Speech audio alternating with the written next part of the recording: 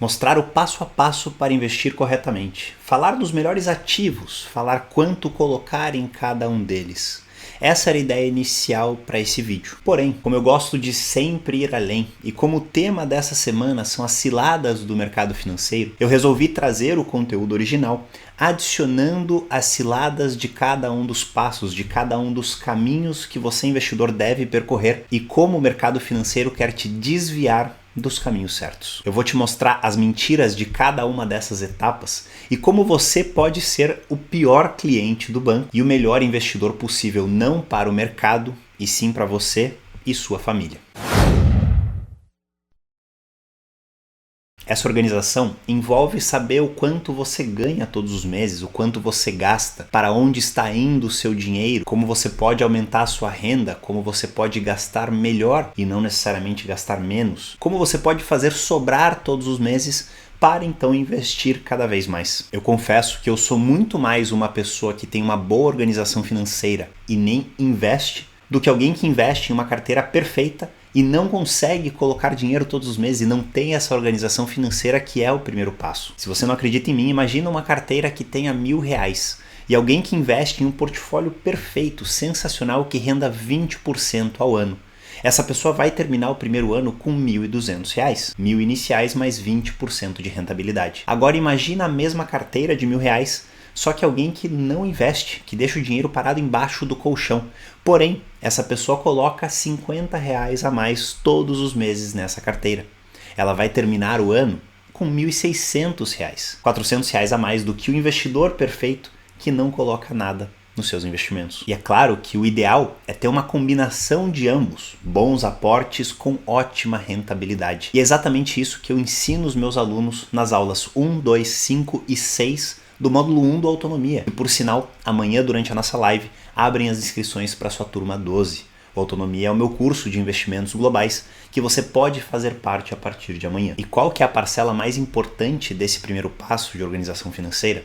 No curto prazo é você gastar melhor, é você deixar de gastar dinheiro com coisas que não importam, com coisas que não trazem benefícios reais para você e sua família. É você reduzir aquelas despesas que não importam. Porém, essa atitude é limitada. Afinal, todos nós temos contas para pagar e a gente não consegue reduzir ao infinito. No longo prazo, uma atitude um pouco mais complexa, um pouco mais demorada, mas muito mais eficiente, é você buscar ganhar mais, aumentar sua renda, desenvolver uma nova habilidade para ganhar uma promoção, para aumentar seu salário, gerar uma segunda fonte de renda. E a combinação do gastar menos com o ganhar mais é o que pode fazer milagres na sua vida financeira. E aí você me pergunta, tá, mas quais são as ciladas desse primeiro passo que o mercado financeiro quer que você entre? Ele quer que você jogue o seu valiosíssimo tempo no lixo, focando em notícias, em oscilações do mercado, em informações pouquíssimo úteis que impedem que você foque naquilo que realmente importa. O mercado incentiva você a gastar com coisas desnecessárias, coisas que não importam para você e sua família. E ele te ilude para fazer você acreditar que investir mais é melhor do que aportar mais. Afinal, altos aportes sem tanto investimento não dão tanto lucro para essa indústria. Bons objetivos são uma peça fundamental para uma carteira de investimentos de qualidade. Eles te mostram como e quanto você precisa investir hoje. E isso é ótimo porque a partir do momento que você sabe quanto você precisa investir para atingir seus objetivos no futuro, você não se torna mais escravo do dinheiro. Você sabe que se você investir aquela quantia, todo o resto que sobra, você pode utilizar para fazer uma viagem, para gastar com alguma coisa que você queira, que talvez não seja tão útil assim. Então, bons objetivos garantem um futuro melhor, mas também um presente melhor. Obviamente, desde que você saiba fazer esses cálculos. Além disso, bons objetivos te mantêm disciplinado, te mantêm dentro do plano, fazendo esses aportes constantes. Bons objetivos te ajudam a tomar melhores decisões, principalmente nos momentos mais desafiadores. Eles te ajudam a decidir se vale a pena gastar R$100 em uma balada ou R$100 para a educação do seu filho ou para sua aposentadoria daqui a alguns anos. Sem bons objetivos, nem comece a investir.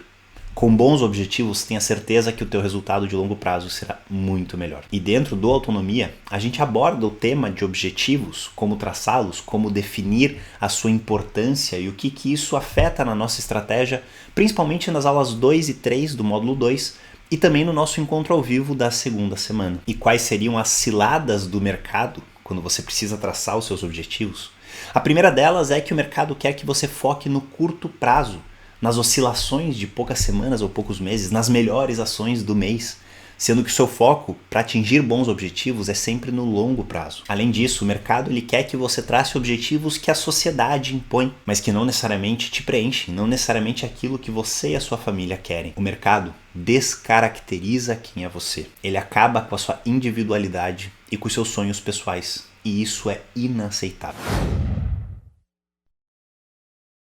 A definição do perfil de investidor consiste em você determinar, primeiro, quanto risco é capaz de correr, segundo, quanto risco necessita correr, para então ter o melhor trajeto possível, o mais tranquilo possível, para você alcançar os seus objetivos de longo prazo. Ele determina o risco que você pode, aguenta e principalmente deve correr com seus investimentos. Com um perfil bem definido, a sua capacidade de enfrentar momentos de crise que cedo ou tarde acontecerão é muito maior. Sem um perfil bem definido, você provavelmente não aguentará muito tempo com uma carteira, principalmente quando você enfrentar a primeira crise. E para definir um bom perfil de investidor, você precisa analisar alguns pontos importantes. O primeiro deles é o prazo. Quanto mais longo é o seu prazo, mais agressivo você pode ser.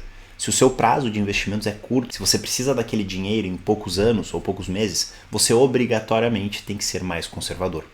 O segundo ponto é o seu estômago para a volatilidade. Como você reage quando a sua carteira cai 5, 10, 15, 20, 30, 40%? Você encara essas quedas com tranquilidade ou você se desespera com elas? O terceiro ponto, e muito negligenciado por várias pessoas do mercado, é a sua necessidade de tomar riscos. Se você é jovem, começou a investir agora, e tem várias décadas pela frente, mas está muito longe do seu objetivo, você precisa obrigatoriamente ser mais agressivo. Já se você tem mais idade, se você vendeu sua empresa, tem vários milhões e já atingiu os seus objetivos de vida, você precisa necessariamente ser mais conservador. Não existe necessidade de você tomar riscos nessa situação. O quarto ponto para definir o seu perfil é o seu conhecimento. Quanto mais você conhece sobre o mercado financeiro, mais confortável está de tomar riscos que fazem sentido, mais entende os ativos da sua carteira, até onde eles podem ir e como eles afetam a sua estratégia. E é muito curioso porque os alunos da autonomia eles começam geralmente com um perfil mais conservador. Afinal, temos diversos iniciantes nas turmas, temos pessoas que nunca investiram antes. E ao longo das 8 semanas, esse conhecimento ele vai expandindo tanto que as pessoas se sentem muito mais confortáveis em tomar riscos que fazem sentido, riscos que são compensados e que melhoram e muito o resultado desses investidores de longo prazo. Eu quero ver isso acontecendo com você também. O quinto ponto para definir um bom perfil é o seu valor futuro. Ou seja, se você pretende ganhar mais, se a expectativa é do seu salário aumentar no futuro, você pode ser mais agressivo, porque você vai aportar cada vez mais. Já se você está no final da sua carreira, prestes a se aposentar, não vê mais expectativa de aumento na sua renda, aí você precisa ter uma postura um pouco mais conservadora. O sexto ponto é o risco da nossa profissão. Se você é um funcionário público, que tem muito mais estabilidade que outros profissionais, você pode sim tomar mais risco nos investimentos. Já se você é um empreendedor ou um freelancer, por exemplo, que não sabe exatamente quanto ganha todos os meses, você necessariamente precisa compensar essa incerteza com investimentos mais conservadores. O sétimo ponto para você definir o seu perfil é o seu histórico como investidor. Há quanto tempo você investe? Como você reagiu nas últimas crises? Você queria investir mais ou queria sair do mercado desesperado com essas quedas? Como foi a sua atitude nos momentos mais críticos? Se você está começando a investir agora, você ainda não tem esse histórico, por isso deveria começar com um perfil mais conservador. E por fim, os vieses comportamentais definem o nosso perfil de investidor. Os vieses são erros cometidos por atalhos que o nosso cérebro cria. E eu explico isso no detalhe no módulo 7 da autonomia. Mas basicamente temos vieses cognitivos e vieses emocionais. Os cognitivos são fáceis de controlar, digamos, porque basta você aprender sobre o tema que eles reduzem drasticamente. Já os vieses emocionais são praticamente impossíveis de se livrar deles. E aí a gente precisa sucumbir a alguns desses vieses e ajustar a nossa carteira de acordo com eles. E a gente fala muito sobre a definição de perfil nas aulas 5 e 6 do módulo 2 da autonomia. E sobre esses vieses no módulo 7, que é feito exclusivamente para finanças comportamentais. E aí você me pergunta quais são as ciladas do mercado nesse terceiro passo de definição de perfil, e eu faço uma aposta com você. Me mostre um gerente de banco que analisa todos esses pontos individualmente para cada um dos clientes para então definir o seu perfil de investidor. Eles não fazem isso. Eles te dão um questionário online com umas 5, 10, 15 perguntas aleatórias. E aí, dependendo das suas respostas, eles te encaixam em caixinhas como conservador, moderado ou agressivo.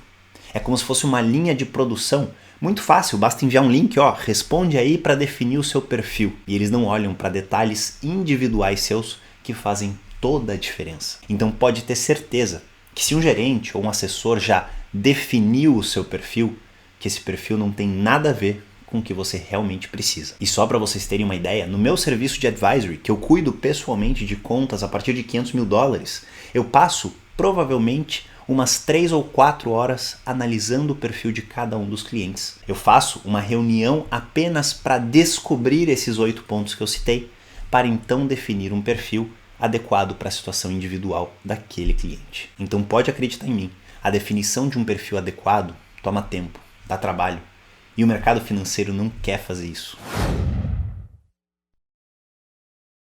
Alocação, para quem não sabe, é definir qual é o percentual que você vai colocar em cada classe de ativos, que consequentemente define o seu retorno esperado e o risco que você vai correr com aquela carteira. Essa alocação depende dos passos anteriores, do seu prazo, do seu perfil, dos seus objetivos. E estudos mostram que a alocação da carteira é responsável por mais de 80% do seu resultado final de longo prazo. Então esse passo aqui é talvez o mais importante de todos. Só para vocês terem uma ideia, para não deixar vocês boiando em relação a números, como uma base bem genérica que deve ser especificada depois com o seu perfil, se você tem um perfil conservador, você vai ter aproximadamente 20 a 25% da sua carteira em renda variável, uns 8 a 10% em caixa e o restante, uns 70%, em renda fixa. Já para um perfil agressivo, que estaria no outro extremo de agressividade, a gente está falando em mais ou menos 95% em renda variável e 5% em renda fixa, com nada em caixa. Para um perfil moderado,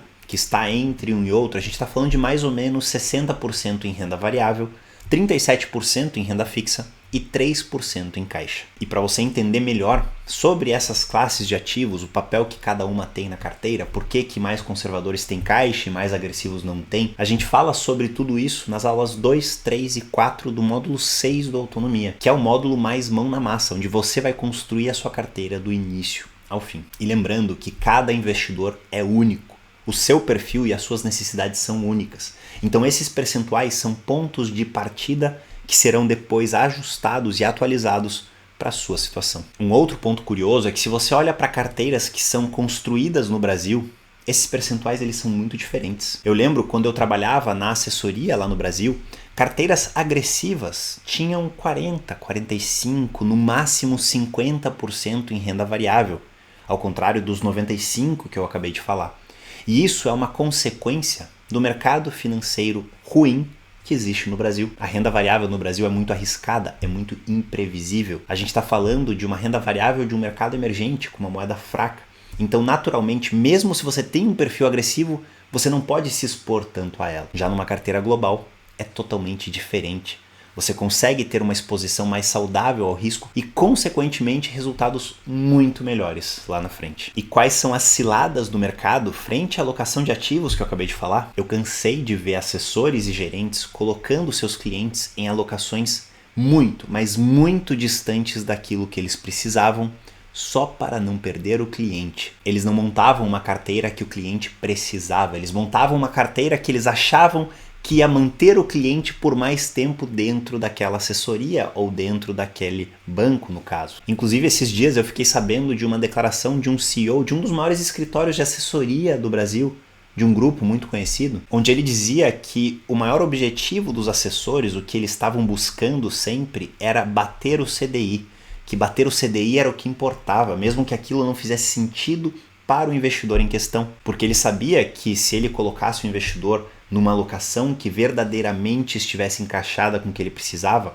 talvez se o mercado desse retornos ruins nos primeiros meses ou anos, ele perderia aquele cliente. E aqui existem duas grandes falhas. A primeira delas é você Alocar um cliente é você montar uma carteira para o cliente baseado no que o mercado está fazendo, que está totalmente fora do nosso controle. O segundo erro grave é ter o seu serviço de assessoria dependente da performance que está atrelada a algo fora do seu controle. Isso mostra que eles não estavam agregando valor que vai muito além da performance da construção de uma carteira, que é o trabalho de um bom assessor. Então, se você trabalha com um assessor ou tem um gerente fazendo a sua alocação, escolhendo seus investimentos, é quase certeza que a sua carteira não está adequada para o que você realmente precisa. Afinal, os melhores investimentos e a melhor alocação para você são aqueles que geram menos comissões ou comissões inexistentes, e aí eles são esquecidos pela indústria.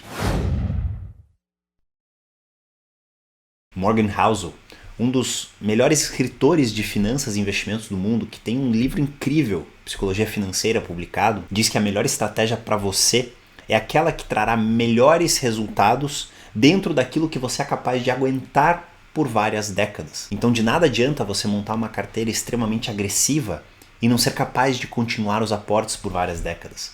E se assustar numa primeira crise e deixar de investir, abandonar os investimentos em pouco tempo. Então você precisa escolher uma estratégia que faça você permanecer no jogo dos investimentos pelo maior tempo possível. E é exatamente essa estratégia que a gente vai construir amanhã, juntos, na nossa live, aqui no YouTube, às 20 horas de Brasília, onde também abriremos as vagas para a 12ª turma do Autonomia Financeira. Prepare-se para ver uma estratégia que você confia, que é de qualidade, bem diversificada, que dura para o resto da sua vida e que permite que você invista por muito tempo e colha resultados sensacionais. E a gente fala muito sobre essa construção de estratégia no módulo 6 da Autonomia, mas tudo que é falado desde o módulo 1 até o módulo 8 do curso te ajudam a construir o portfólio ideal para você.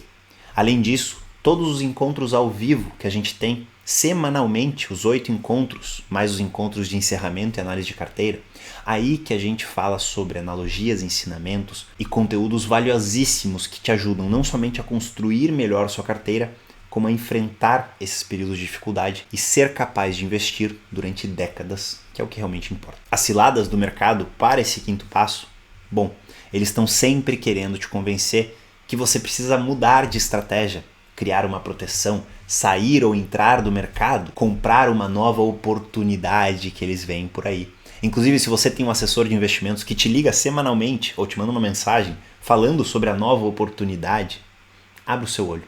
Ele não é o seu amigo. Sempre existem novos argumentos, novas teses, novas crises, tudo para gerar comissões e transferir o seu dinheiro para o bolso deles. Inclusive, quando eu trabalhava em uma das assessorias antes da Merrill, e eu fiquei lá por menos de 2 meses porque eu não suportava a quantidade de conflitos que existiam lá dentro. Todas as manhãs tínhamos o que era chamado de morning call, ou a ligação semanal para os assessores, onde eles davam argumentos que os assessores usavam para ligar para os seus clientes, convencendo eles a girar a carteira e gerando cada vez mais comissões. Era uma força-tarefa para tirar esse dinheiro do seu bolso e colocar no deles. Pois é. Como você já percebeu, o mercado definitivamente não é o seu amigo. Ele tira o seu foco de onde deveria estar, te coloca em produtos péssimos, faz você acreditar em mentiras, cria dependência, cria medo, tudo visando um lucro cada vez maior. Quem paga esse preço é você. Aliás, não só você,